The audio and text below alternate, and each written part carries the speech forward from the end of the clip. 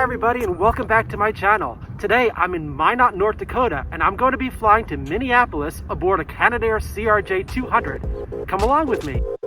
Minot, North Dakota, the Magic City, is known for its Air Force Base, and it's not uncommon to spot large B-52s flying overhead the city. But today I'm flying on a 50-seater over to Minneapolis. Let's go into the terminal. Not too far from the Canadian border, Minot is known as the Magic City because the city grew like magic in a short period of time in the late 1800s. Minot Airport, which has a code of MOT, is a small airport that sees mostly general aviation flights and a handful of airline flights. In 2016, a new airline terminal with more gates was built to accommodate increased traffic from the oil boom, but the gates are underutilized today. The striking airline terminal is very spacious for a small airport. The design is modern and inviting. Departures are on one side and arrivals are on the other. Today, I am going to drop off a bag at the Sky Priority check-in lane due to my status with Delta. Whether you're a Sky Priority customer or not, bag drop is very quick and easy here. I quickly dropped off my bag and headed to the gate area, which is located one level up from the entry level. This is the only escalator in the city of Minot. Minot has a population of just under 50,000, but the airport serves the county and nearby counties, as well as parts of Canada. There's also an elevator and stairs that you can take to get to this level, which features local artwork, and a nice view of the main level below. This is a really nice airport. Minot International Airport is in an absolutely beautiful terminal. Behind me is the baggage claim area, and I checked in on the other wing of the terminal.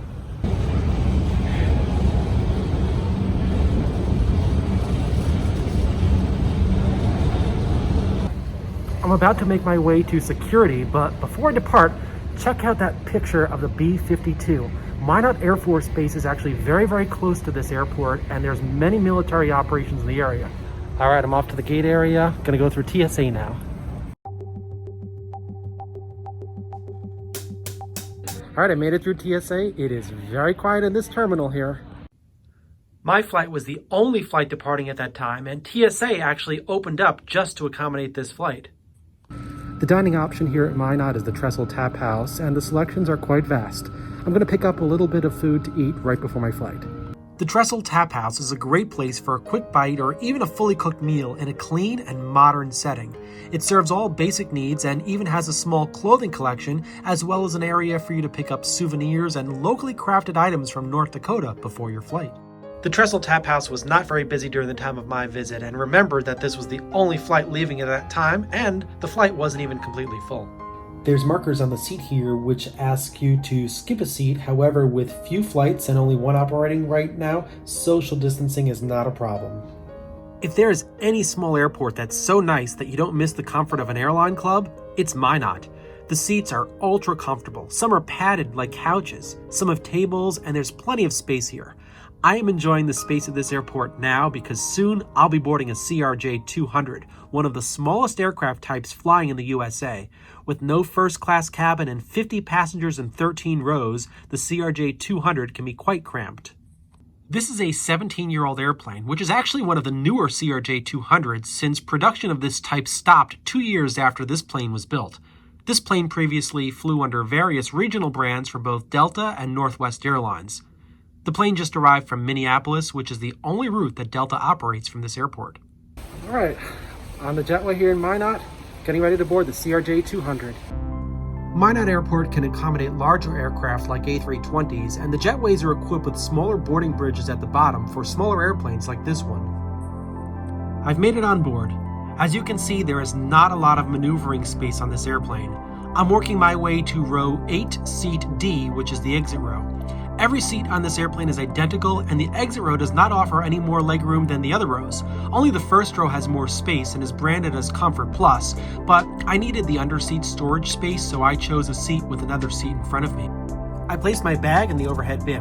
It was a tight fit, and I had to remove some items to make it fit, but I got it in. The legroom was good enough for me, and on the side there was a little step that I rested my foot on. This is an overwing exit row seat. The other overwing exit is located on the other side. There are no other exits past row 8. Sitting here means that I need to meet the criteria for being ready, willing, and able to assist in an emergency, so I had to look at the safety card to familiarize myself with emergency procedures. I've flown in this seat many times before and I know the drill, but it's nice to refresh yourself. Shortly thereafter, the flight attendant came back to ask me the famous question about being able to help in an emergency. The both of you in the exit row, willing and able to help me in the event of an emergency? Yes. Let me know if you have any questions on the operation of the exit, okay? Thank you very much. Thank you. These are instructions on the exit door itself, and fortunately I did not have to use it for this flight. 79, service over to Minneapolis-St. Paul. We're going to be pushing off the gate here a few minutes early, expecting a quick taxi out to the runway. Once we're airborne, 1 hour, 7 minutes, wheels up to wheels down. Right now there is some thunderstorms over the Fargo area. We have to deviate around, expecting a couple of bumps in that area. Hopefully it should smooth out once we get past the weather. Right now, the current weather in the Minneapolis-St. Paul area. Light winds out of the east, about 10 miles an hour. Overcast skies, temperature 60 degrees Fahrenheit. Our flight attendant Nancy on the way in. She is here primarily for your safety, so we ask you to pay special attention to her safety briefing, as well as any announcements she may have throughout the flight. Your safety is our top priority. To fulfill this commitment to you, we have ensured this aircraft has met our heightened cleanliness standards. As an initial safety measure, please wear your mask for the duration of the flight. We appreciate the trust you place in us, and thank you for flying with Delta. Once again, welcome aboard. Let's go to Minneapolis. I've got an empty seat next to me.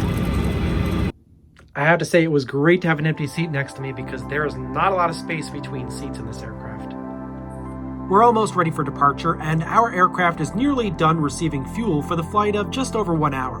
The exit row seat is nice in that it provides a nice view forward as well as the wing.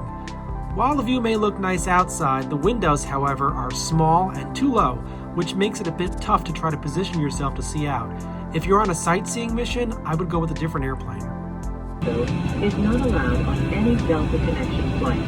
Federal law prohibits tampering with, disabling, or destroying restrooms, self-detectors. With the forward boarding door now closed and brakes released, we're pushing back. The ramp at Minot has plenty of space for this small CRJ-200. Alright, it's time for engine start. We pushed back 10 minutes early today.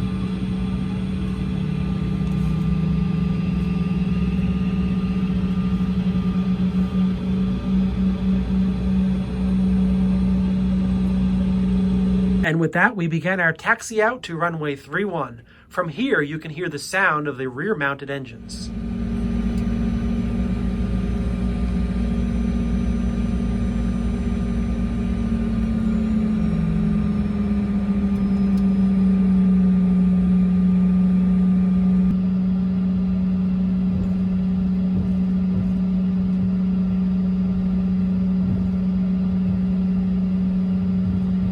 We are now ready for takeoff on the 7,700-foot runway.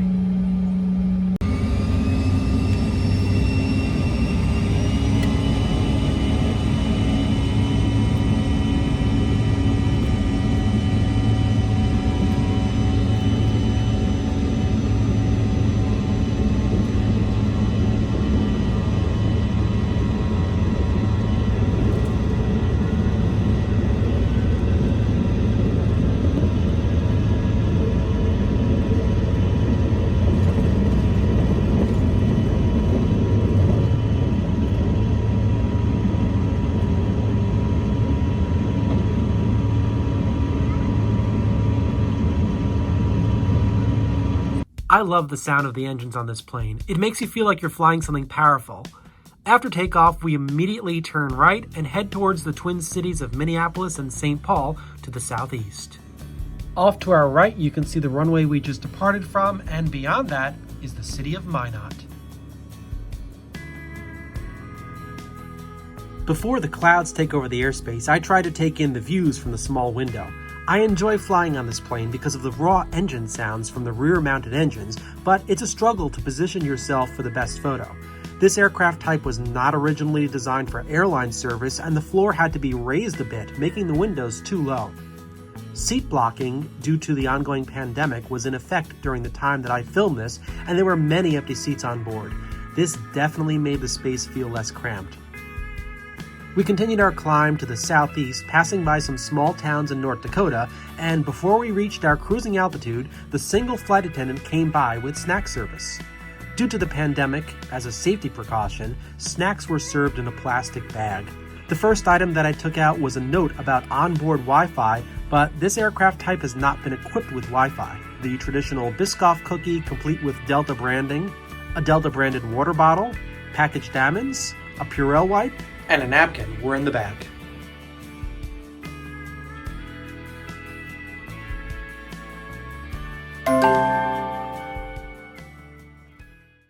Four rows behind my seat on the starboard side of the aircraft is the only lavatory on board.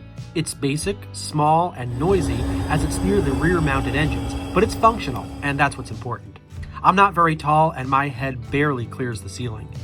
As we approached the Fargo area on the North Dakota border with Minnesota, we entered an area of weather, but the bumps were hardly noticeable. We're covering a short distance today, but the CRJ-200 is capable of flights around 1,200 miles. The wingspan of this airplane is around 70 feet, and the entire length of this airplane is around 88 feet. This flight is operated by Endeavor Air, and today it's playing its role in the Minneapolis Airport hub and spoke system, bringing passengers from the Midwest region to the Delta mega hub of MSP, where passengers can continue on to other flights around the USA or simply end their trip in Minneapolis. We're now in the state of Minnesota, and we're approaching the airport from the northwest and about to begin our descent while following an arrival procedure called the Bainey 3 arrival. Once we get lower, Minneapolis Approach Control will provide us with radar vectors to fly an approach to runway 12 left. I actually enjoy the descent and approach on the CRJ-200. It's on this aircraft type that one can really feel the aircraft ascending and experience a decent nose-down angle. It just adds to the joy of flying, and on so many aircraft, you just don't feel that much. I like to call this aircraft type the type that provides a complete sensory experience. We're now making final adjustments to join the approach course to runway 12 left, and Minneapolis Approach Control is about to hand us over to the Minneapolis Airport Control Tower so we can get landing clearance. MSP is a big airport and quite different from Minot, so it takes hard work for the controllers to fit in this small airplane between other planes like 737s and A330s. We'll be on the ground very soon.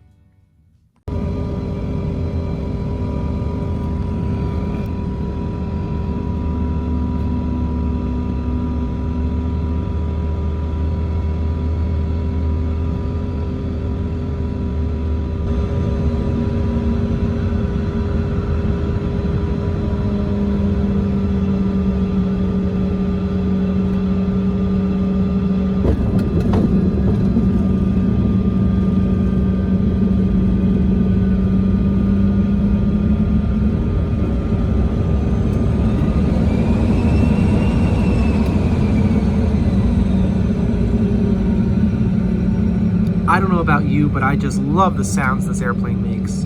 We're landing on runway 12 left, which is 8,200 feet long, more than needed for this aircraft type. Today we'll be pulling into the middle of the C concourse, which means a really short taxi. CRJ-200s are usually found at the A and B gates, but today we're at C. Don't forget to check out my recent video where I offer a complete tour of this terminal as I walk through every concourse.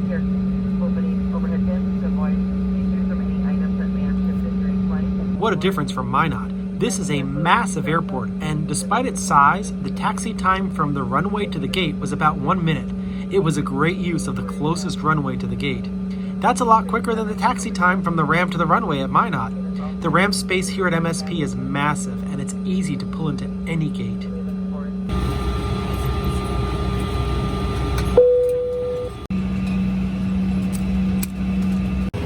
One safety measure that Delta's taking is asking all passengers to actually remain in their seats until people in the row in front of you have actually moved forward. The deplaning process was very easy, and all passengers complied with social distancing rules, ensuring that they only stood up when the row in front of them was clear. From there, I made the short trip forward from row 8 through the very narrow center aisle. This is a very small plane, so you do have to watch your step. As I got off the airplane, there were a few passengers standing at the bottom of the jet bridge awaiting their gate-check bags that weren't able to fit into these small overhead bins on this regional jet. And that's it. We've made it to Minneapolis. Thank you, CRJ-200, for the ride.